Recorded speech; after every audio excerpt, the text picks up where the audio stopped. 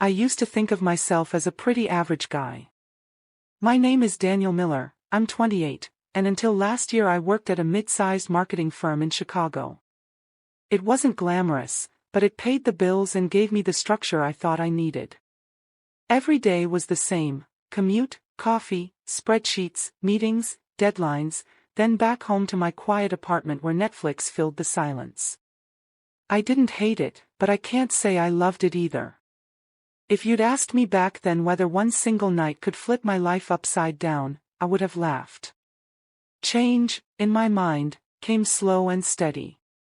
You worked for years, climbed the ladder, saved money, maybe met someone special along the way. That was the plan.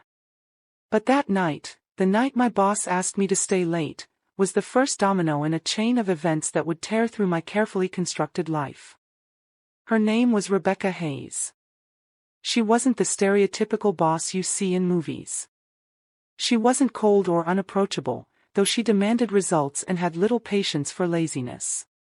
She had this sharp intelligence about her, the kind that made people straighten up when she walked into the room. She was in her early 40s, with dark brown hair she always wore in a neat bun and glasses that gave her this air of precision. Most of us in the office respected her, even if we occasionally joked about how intimidating she could be. That Friday had been brutal. A client's campaign had run into problems, and the team had been scrambling to put together revised strategies all week. By 6 p.m., the office was almost empty. People were packing up, laughing about weekend plans, heading out to bars or dinners or just anywhere that wasn't our fluorescent-lit building. I remember looking at the clock, ready to shut down my computer, when Rebecca appeared at the edge of my cubicle. "Daniel," she said, in that calm but commanding voice of hers. "Do you have a minute?" I looked up, surprised. She didn't usually single me out directly unless it was about a report or meeting. "Sure," I said, though inside all I wanted was to leave. "Stay a little longer tonight," she said. "There's something I need your help with."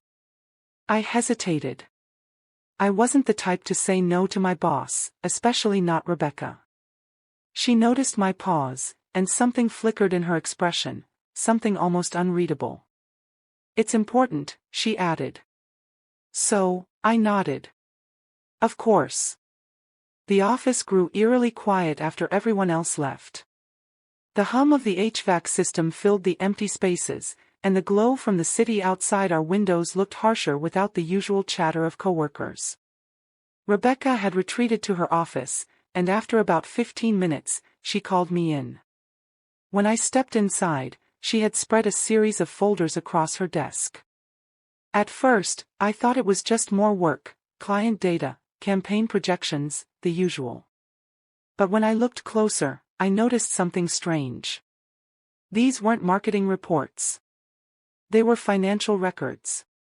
Some looked internal, others belonged to companies I didn't recognize. "I need you to look at these," Rebecca said, gesturing for me to sit down. "Are these ours?" I asked. She shook her head. "Not exactly. Just look. Tell me what you see." I flipped through the documents, frowning. I wasn't an accountant, but even I could see things weren't adding up. Funds moved in irregular patterns, amounts disappearing from one account and showing up in another. It looked deliberate. "This is some kind of laundering," I finally said, half question, half statement. Rebecca's eyes locked onto mine, and for the first time since I'd known her, I saw a flicker of something raw. Fear. "Exactly," she said quietly. My stomach tightened. "Wait, why do you have these?" She leaned back in her chair, folding her hands together. "Because someone doesn't want me to. And if I'm right, it goes much higher than this company." The room suddenly felt smaller, the air heavier. I looked at the folders again, my brain scrambling to connect dots that didn't quite form a clear picture. "Daniel," she said, lowering her